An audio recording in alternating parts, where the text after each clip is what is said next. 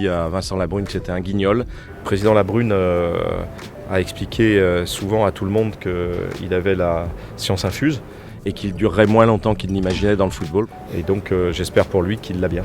Et donc je pense que grâce à son intervention, qui va être déterminante vis-à-vis de M. Buquet, Marseille va gagner et donc il aura son heure de gloire. C'est vrai que j'ai une petite pensée quand même pour Marseille qui a tout perdu dans ce Groupama Stadium.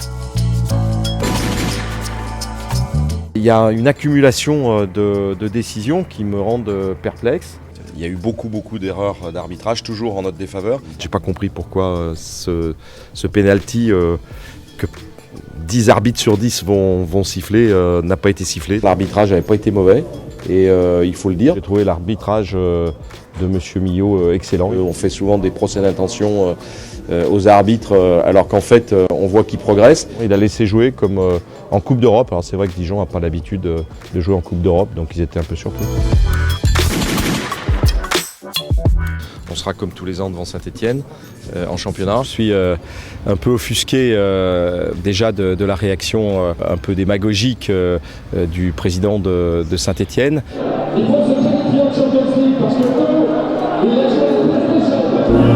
Là, je rappelle que le terme de bâtard dans le Larousse exprime simplement un enfant qui est né de parents qui ne sont pas mariés, donc d'un couple illégitime. Bon, j'avais amené le maillot de l'Olympique Lyonnais. C'est le maillot de Fekir, vous savez, ça vous rappelle quelque chose ? Et à l'inverse de Lyon, Saint-Étienne est cataloguée comme une équipe qui gagne même quand elle ne doit pas gagner, alors que Lyon, en ce moment, perd quand il doit gagner. Voilà.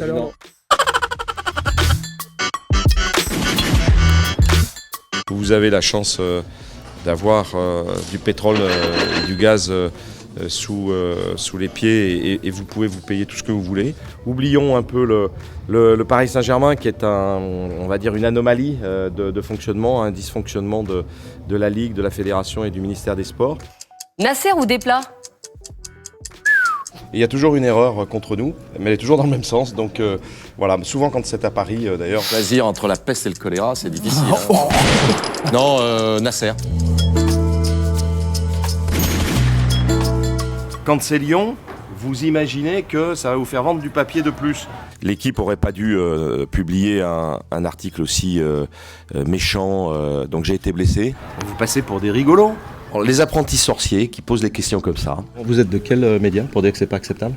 Ils ont beaucoup de responsabilités sur le fait qu'il y en a ou qu'il n'y en ait pas. Est-ce que c'est acceptable de faire une expression de ce type-là ? Ça, c'est directement proportionnel aux journalistes, oui. Donc voilà. Et aux questions, la qualité des questions qu'on me pose. Voilà, merci.